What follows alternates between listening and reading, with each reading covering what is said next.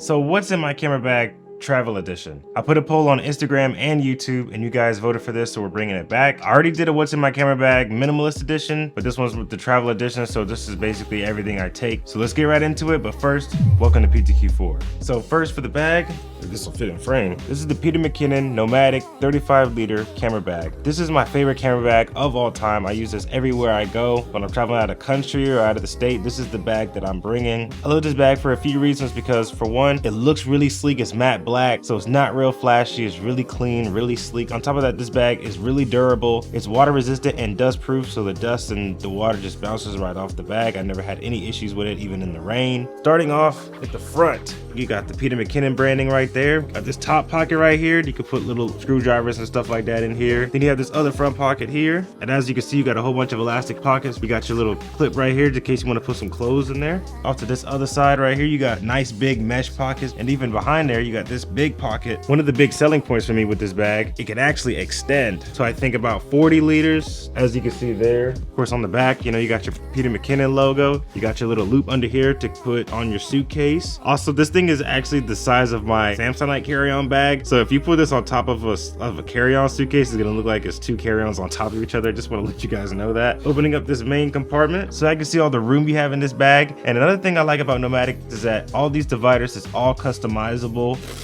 This Velcro comes off like that, and you can put it on anywhere, and it's very, very, very heavy duty Velcro. This is how I have my bag configured probably like 90% of the time. Usually I put a lens here, maybe some microphones, maybe another lens. Right here I might put another camera lens depending on how big. Here I'll have a camera with the lens attached, and right here I might have some small tripods or maybe even a flash. Here I either make space for my gimbal, or what I have now is this other Nomadic Cube pack, which we will get to in a minute. To the other side we got these nice big mesh pockets. Usually I put some batteries in here, just little knickknacks. And right here, you have another sleeve to put maybe an iPad in there or a really small laptop. Off to the side here, you can see right here we have an actual laptop sleeve, and it can easily fit my 16-inch MacBook. Another thing you can see here is we have a quick access pocket. You can just easily open that up, reach right in, and get what you need to get out of there. Padding is very nice on the straps. On this side, this is actually pretty cool. You have a tripod holder, and the cool thing about this is that when it's not being used, it actually magnetizes down, that way it's not flapping all around. I love that feature. So as I was showing y'all, inside the bag, I have this little Nomadic Cube pack. Now I keep this in my bag at all times, and it's made to fit in that space. As you can see, when I open up this compartment, it's basically a replica of the actual Nomadic bag, same materials, same dividers,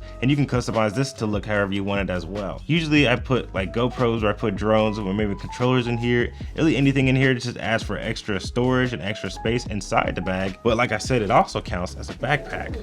And after a minute or two of setting up, you can see we now have pretty much a small backpack. Now I use this quite a bit. Whenever I go on travel, if I don't want to lug around that big bag, I could just go inside and use this. Still very, very high quality. And on the inside, it does have quite a bit of room. And it even has a zipper pocket right here, so you can put loose stuff in there so it doesn't get scratched or anything like that. And at first I didn't like the fact that it wasn't really sturdy, but I actually liked it in the long run because you can just fit and pack so many things in here, and somehow it'll still zip up and fit. So it really comes in handy. I highly recommend this bag as well. Okay, now for the cameras. Of course, I don't have them in front of me right now because I'm filming on them, but for my A camera, and my favorite camera of all time is the Canon R5. I had the Canon R5 for a year and some change now, and I love the photos on it. It's very, very sharp, very, very clear. I love Canon's colors. It's also my go-to camera for video. I use the Canon R5 for all my YouTube content, even if it's YouTube Shorts or Instagram Reels, and that's the camera that I'm using for this shot right now. It has 4K HQ,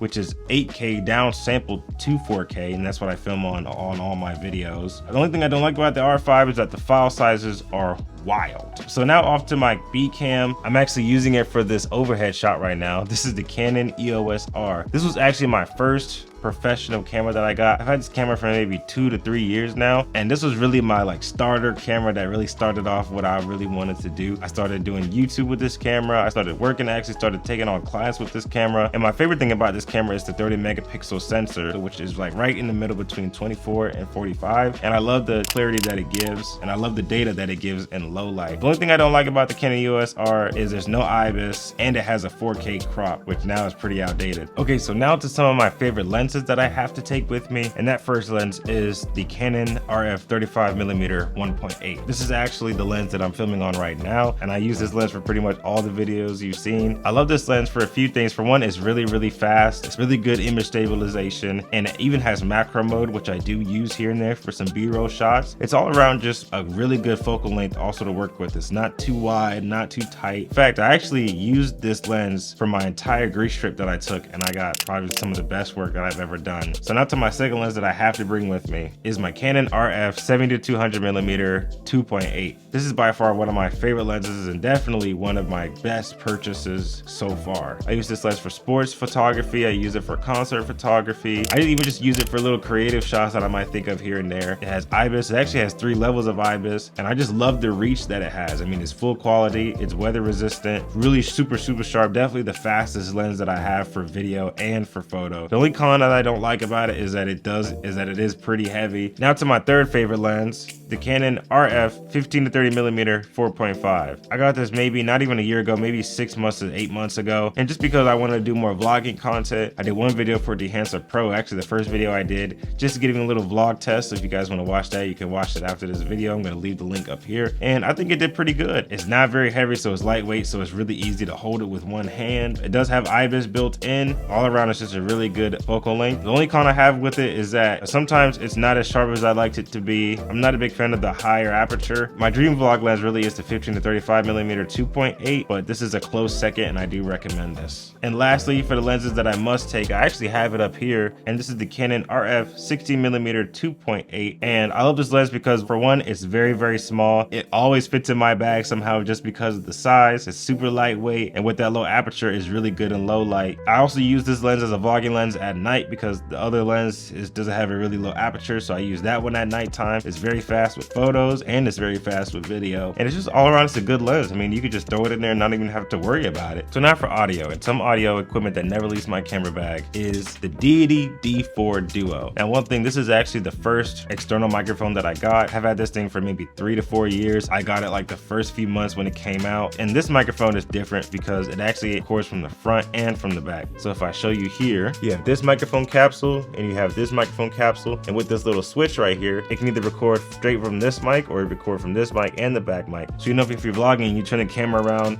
and you're talking to somebody, you can hear audio from them and the viewers can hear audio from you, and it works out really good. I recommend this microphone. Some more audio that never leaves my camera bag. I'm actually using it for this video right now. This is the Deity D3 Pro. I've had this microphone for about 2 years now, and I love it because, for one, it has a dial on the back to adjust gain and to adjust your audio levels. It has really good battery life. I think it's maybe 30 hours or something like that. All my IG reels, all my YouTube shorts, all my YouTube content, this is the microphone that I'm filming with. And I love Deity because they have quality microphones at a good price. Now, some things I don't like about this microphone is that since it has a battery, you have to turn it on and off to get it to work. With the Deity D4 Duo, I can just plug it in and it just automatically turns on. Something else that never leaves my camera bag, and honestly what I think is a videography essential, is a variable ND filter. This is the Polar Pro Peter McKinnon variable ND filter, and if you don't know what an ND filter is, it's basically like sunshades for your lens. I got this probably about 1.5 years ago, and it really just amplified my production and my photos and videos. And the reason I like Polar Pro is because, for one, I believe they have the best quality. I believe they have the sharpest glass. They have little haptic feedbacks whenever you switch to different stops. Okay, something else that never leaves my camera bag, especially when I go traveling, is the DJI Mini 3 Pro. So this is my new favorite drone right now. I actually got this drone 6 months to 8 months ago. I love this drone because, for one, it can shoot 4K 30 and 4K 60 frames per second in D-Cine-like, which is kind of like a C-Log or D-Log, but it's not quite there, but it's close. With photo, you can get up to 48 megapixel photos with this. I love this drone because also of how small it is. Like, this thing is so small and it's so lightweight. I mean,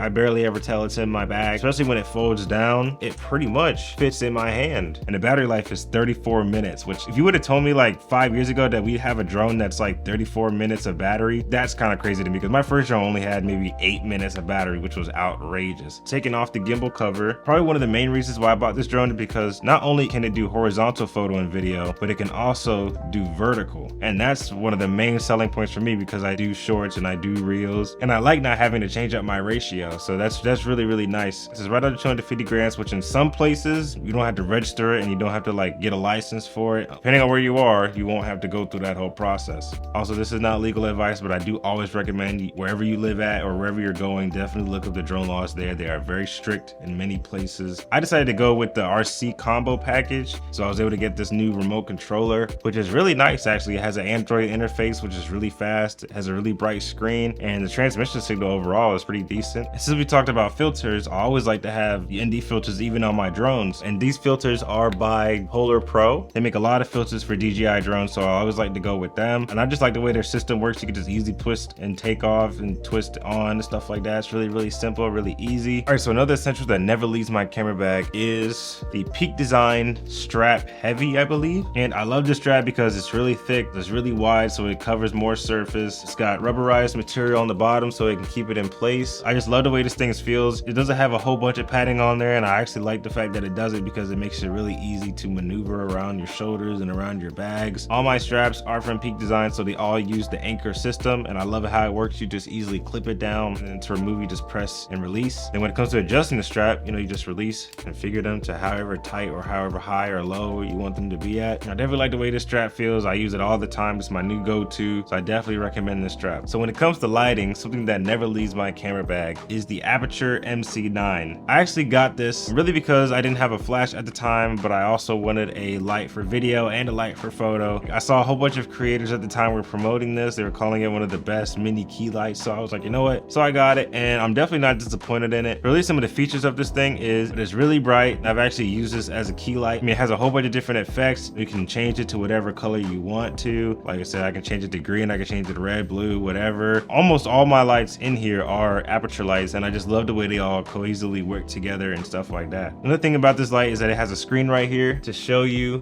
what's going on. You can easily do your settings, and it even comes with the softbox, just in case you want a little bit of softer light for your subject. You can do that as well. The thing also is that this actually has light effects in it, so if you want to make it look like a paparazzi, make it look like a fireplace, a TV screen, it can do that as well. So when it comes to editing, something that never leaves my camera bag is my new Apple MacBook Pro M3 Max 2TB edition. I just got this laptop. I actually custom configured it and everything. I used to have an Apple M1 Pro MacBook Pro, but it just ended up getting too slow and my files were just too big for it to handle. So I ended up upgrading to the M3 Max MacBook Pro, and this thing absolutely is just a beast. Like, it's so fast, the screen is so clear. The M3 Max actually has 2 video decoding engines. So this processor is actually designed for graphics, designed for video editing. So Apple had videographers and content creators in mind with this laptop. With that MacBook Pro though, another essential that never leaves my camera bag, especially when I travel, is a solid state drive or SSD or even a hard drive. I get my SSDs from Crucial. In my opinion, I think they have the best SSDs. They're really sleek, they're really small, they're really lightweight for the price, which I think I maybe paid $50 for this one right here. And this is a 500 gigabyte, and this is just my go-to. I've really been rocking with Crucial SSDs. I have about 4 of them now. All right, we're draining down to the end here. So something else that never leaves my camera bag is, of course, your extra batteries, bro. I mean,